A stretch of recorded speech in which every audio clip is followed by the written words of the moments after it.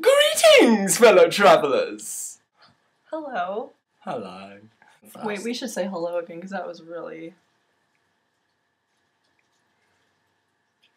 I'm really bad at saying hello. Hi everyone, I'm Reece Jones and this is... Chelsea Condon. Okay, so today we're going to talk about how would law work in a utopian society, if at all. Is the word and the concept of law redundant in a utopia? Well, I think it is to a certain extent, but anyway, before we go into that, we're going to introduce ourselves. I won't go too much into my backstory and stuff because a lot of that is on my channel, so you can go and check that out in your own time. And I think most of you probably already know me. But just as a really quick introduction, I'm going to tell you where I was born, which was Walthamstow in London, in England, in 1987. And obviously now I've moved away from England and I'm living in Eureka, California, at College of the Redwoods. I'm taking astronomy. I'm taking English, I'm taking religions of the world. That's the important one. Yeah, that's the important one. That's why I nearly forgot it, because I always forget the important things and remember the not so important things.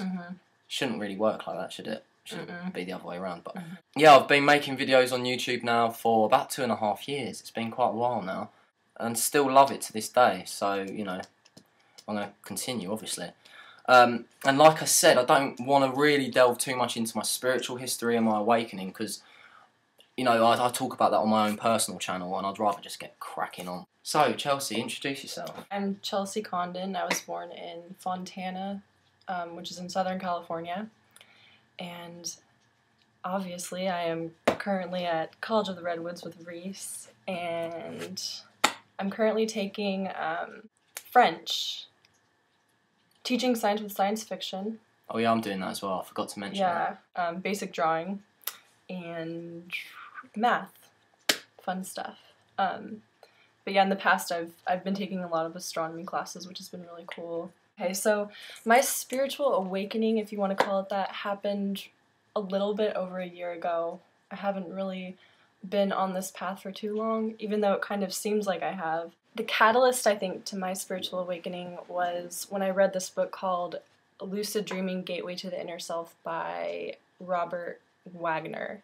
And it not only delved into the kind of like technical side of lucid dreaming, but he also opened my mind up to a lot of like the spiritual benefits that you can glean from lucid dreaming. And it was just really inspiring. And after that, I came across Reece's videos. And so it's actually thanks to Robert Wagner that we know each other. Yeah, I would cheers, Robert Wagner. So. If you're out there watching, cheers, mate. So the question is, you know, this is the first video of the infinity sequence. So this is the beginning of the first sequence, and we're talking about the concept of law in a utopian society. I think that's been established by now. So the two real fundamental points that I wanted to talk about was incest and large age gaps in relationships. Now, like I stated in my previous video, I think certain human right infringements are clearly and quite obviously not going to be prevalent within a utopian society. Just intrinsically speaking, they wouldn't be part of a society like that. Namely rape, namely murder, and theft, and things like that, you know. Things that are just so blatantly human right infringements. But what about the grey areas where incest and age gaps fall into? Is it wrong to marry your sister if you do like genuinely fall in love with her? I mean, say for example, if you fell in love with a girl and you didn't even know she was your sister at first, and then later on down the line, say you found out that she was your half sister, what, should you just terminate that relationship just because of that fact? Love is love, and in my opinion, it's totally irrelevant if you're brother and sister in the third dimensional realm.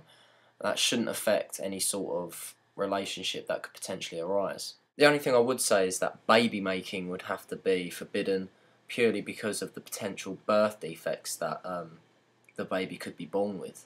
And if they want kids, they can adopt, so there we go, problem sorted.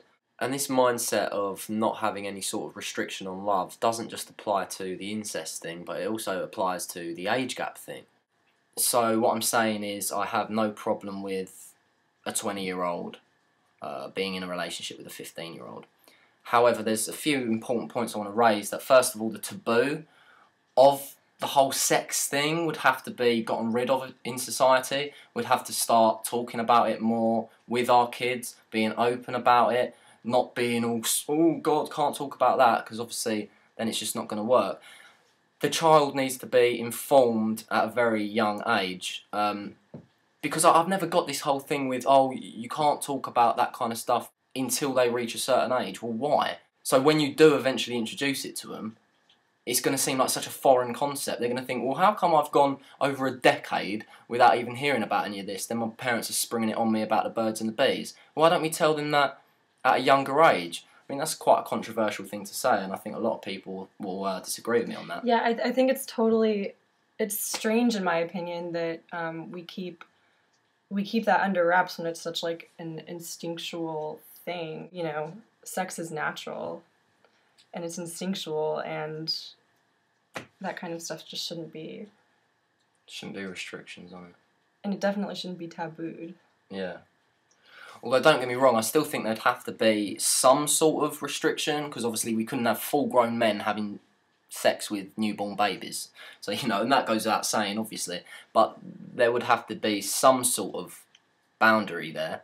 And obviously even yeah, go on. I was just going to say, like, I think in a utopian society, like, we would have to trust that that kind of thing just wouldn't be necessary to put restrictions on that, because no one would ever think to do that. Like, yeah. We have to keep in mind that a utopian society is only possible, like, if people are evolved enough and know that that's just not something that they should even think about doing. And that touches on another point that I wanted to bring up.